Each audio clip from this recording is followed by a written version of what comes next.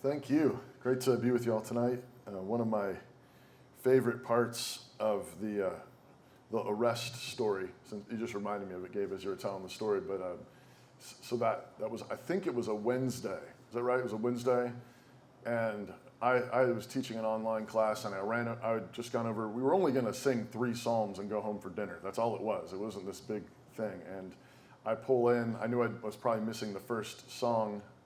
And I see Gabe in cuffs. They're starting to walk him over to the cop car. So I run over there and I'm telling the cops that what they're doing is foolish and evil. Anyways, that happened. And the elders met the next day and said, well, we've got to do it again.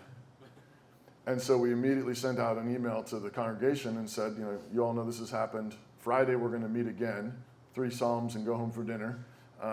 And you don't have to be there if you don't want, but we're going to do it. Because we think it's important to stand our ground and to stand up for our brothers and our sister that have been arrested, and so we did, and it was neat. There's like the ladies in our church have a Facebook page, and what broke out in the ladies' Facebook page was these conversations between all these young moms saying, "If I get arrested, will you take care of my kids? And if I get arrested, will you take care of my kids?" And it was like they were just being moms, like he needs to be in bed by 7, but it was like a moment where as pastors and elders, you're just proud of your people. And all these young moms were like, well, of course we're going to be there. And there was like 700 or 800 people there, and not a cop in sight, And as Gabe said, and from then on out, we did whatever we wanted, whenever we wanted. And nobody said a peep. So it was an enormous victory. So Gabe told me, I don't know, a couple days ago that I was talking. And he said, you've got to say something encouraging. That was what he said. So please be encouraging. Pastor, try to say something encouraging for a change. I don't know what you think I usually do, Gabe. So here's my encouraging word. The most valuable resource in the universe is people. The most valuable resource in the whole created universe is people. This is because people are made in the image of the immortal God. And this means in part that people are makers like God. This is what makes people so valuable, is that we are creators like our Creator. God creates, and so those who bear his immortal image create and invent and discover and design and produce. But all such things presuppose minds and ideas. As George Gilder has insisted, in the beginning was the Word. Actually, that's the Gospel of John. But he says, and therefore, words and ideas are at the heart of all creation, all production, all business. Well, Adam Smith got a lot right about division of labor and specialization and free trade. Where his work has needed development is in understanding what actually drives that productivity. Adam Smith and capitalism are often accused of defending selfishness and greed. You've no doubt heard that. In his famous book, Wealth of Nations, Adam Smith is infamously quoted as saying this: "It's not from the benevolence of the butcher, the brewer," hey, we're in a brewer, or the baker, no offense, guys, sorry. It's not from their benevolence that we expect our dinner, but from their regard to their own interest. We address ourselves not to their humanity, but to their self-love, and never talk to them of our own necessities, but of their advantages, unquote. And this is one of the most infamous quotes that's hauled out regularly to say, capitalism is about being selfish and greedy. That's the quote. And not only do critics of capitalism often haul that out, unfortunately, there have been some defenders of capitalism that have said, yeah, it's true. We're selfish and greedy, and it works out. It's good. But this is actually to get Adam Smith very wrong, not to mention the fact that you're embracing sin. And it's put a very bad idea at the heart of productivity, creativity. What Adam Smith was addressing was the inability of individual workers and creators and businessmen to serve all the needs of the world. What he meant is that we're not infinite. We're not God. Later in the same book, Smith describes his famous invisible hand, and he explains it this way, quote, "As every individual, therefore, endeavors as much as he can both to employ his capital in the support of domestic industry, and so to direct that industry that its produce may be of the greatest value, every individual necessarily labors to render the annual revenue of the society as great as he can. He generally, indeed, neither intends to promote the public interest, nor knows how much he is promoting it. By preferring the support of domestic to that of foreign industry, he intends only his own security, and by directing that industry in such a manner as its produce may be of the greatest value, he intends only his own gain, and he is in this, as in many other cases, led by an invisible hand to promote an end which was no part of his intention," unquote. Again, many critics seize upon this and say, see, he says individuals only seek their own gain, and then some magical invisible hand, maybe God, somehow makes it okay that he was so selfish and makes it help the public good. And again, sometimes even the defenders of capitalism and free trade are like, yeah. I'm saying, no. If we read further, we find that Adam Smith had actually a far deeper and more Christian understanding of self-interest. When he says self-interest and personal gain, he's thinking actually as a Christian. So for example, in a previous book called Theory of Moral Sentiments, Smith opens by noting that however selfish human beings naturally are, they still generally care very much about what other people think and what they're going through.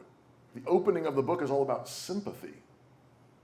He says that human personal interest is often closely wrapped up with the interests of others. Men are naturally sympathetic, and this sympathy is part of their self-interest. Furthermore, he says that it is in every man's self-interest to be moral and upright. He's not least because there's a God who will judge all men. It's in your self-interest to fear God, because you're going to talk to him one day. It's Adam Smith. It is in man's self-interest to be moral and virtuous because he will stand before his maker and give an account. Finally, in another place in the same book, Smith says that one element of justice is propriety and giving attention to objects which deserve our attention. We use this description sometimes when we're talking about a beautiful piece of art or music or poetry. And if you don't care about it, you're not giving it justice. You're not recognizing something good outside of yourself. Smith says that this is part of self-interest. He says what is called justice means the same thing with exact and perfect propriety of conduct and behavior, and comprehends in it every other virtue of prudence, of fortitude, of temperance, the perfection of every sort of virtue. That's part of your self-interest, is to notice beautiful things, to care about things outside of you that are good for you. That's part of your self-interest. So while Adam Smith may not have always defined his terms as carefully as we might hope, and some of his quotes are maybe slightly cringe, taken out of context, it is at least very arguable that what he means by self-interest includes these considerations of virtue, justice, answering to God, sympathy for others. At the same time, no finite human being can act beyond their immediate sphere of influence and knowledge. A mere man cannot possibly aim at helping everyone in the world or sympathize with everyone all the time. All our virtues must be practiced in our immediate vicinity.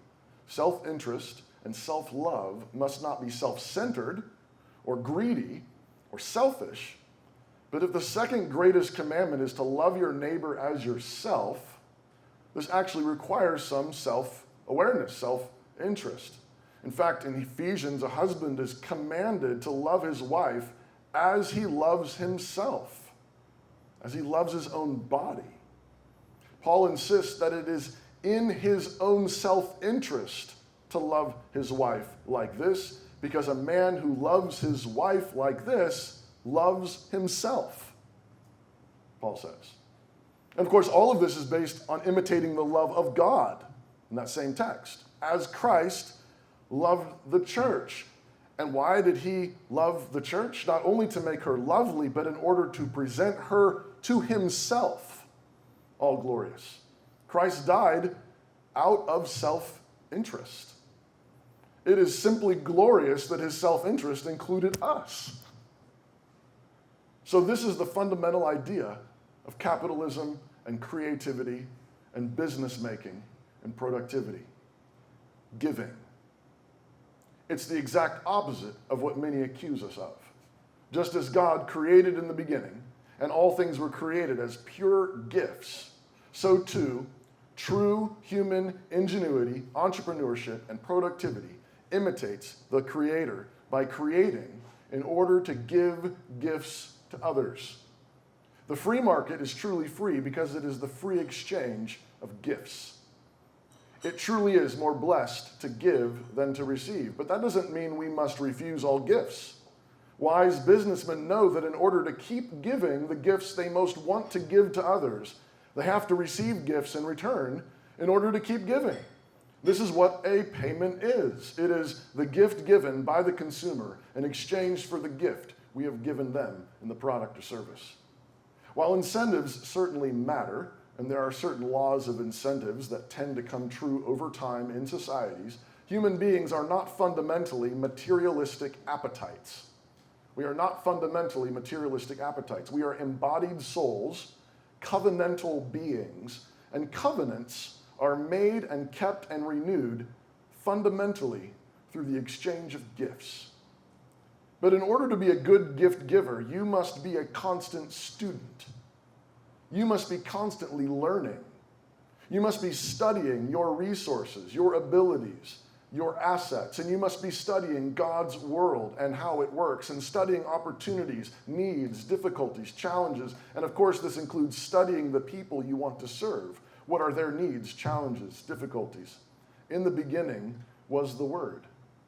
And that means that in the beginning was knowledge, wisdom, understanding. In the beginning was good ideas, creativity, imagination. It's of course true that demand invites some supply. But in God's world, supply has always been the driving force of demand. God created a world for which there was absolutely no demand. Glory to God. And so it is that the true entrepreneur invents, discovers, produces, and designs what no one yet knows they need. And he does it because he has come to understand something surprising, something unexpected about the way God made the world, about the people he hopes to serve. And the entrepreneur then lays his life down, sacrificing great time, energy, and resources for the good of others before they even know they need that good. For while we were still sinners, Christ died for us. In other words, love drives good business. Love provides goods and services that meet real human needs. Love offers those gifts to others on the free market in exchange for the free gifts of others in return. This kind of Christian love, of course, requires great risk. Your love may not be returned, or it may.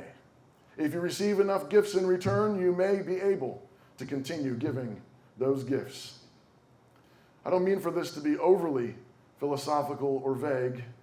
It is in this context that I want to say to you, business leaders, business makers, creators, go hard.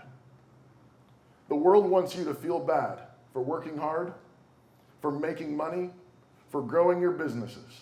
And far too often, Christians and Christian pastors unfortunately add to all the criticism. But understood rightly, business is nothing less than loving your neighbors well. Paul tells Titus that he must make sure that those who have believed in God must be careful to maintain good works, which are good and profitable unto men. Titus 3, verse 8. What are Christians supposed to be constantly giving themselves to? Maintaining good work that is good and beneficial to humanity. In order to maintain your good work, you have to have spreadsheets, good record keeping, good products, quality services, business meetings, good employees, good customer service, a good price point, and so on. What is all that? The Bible calls it love. When you work as to the Lord, when you work to truly bless others with quality products and services, you are loving your neighbors well, and glorifying your Maker. So the charge, which is hopefully encouraging, is to love as many neighbors as you can. Give as many gifts as you can, which means make as much money as you can in order to keep creating, producing, and blessing others. This is so that you might imitate your Maker, and this pleases him greatly. This is good and virtuous and just. And when you do this, you are becoming the fullest version of what God created you to be. Or we might say, with Adam Smith, it is in your best self-interest. Amen.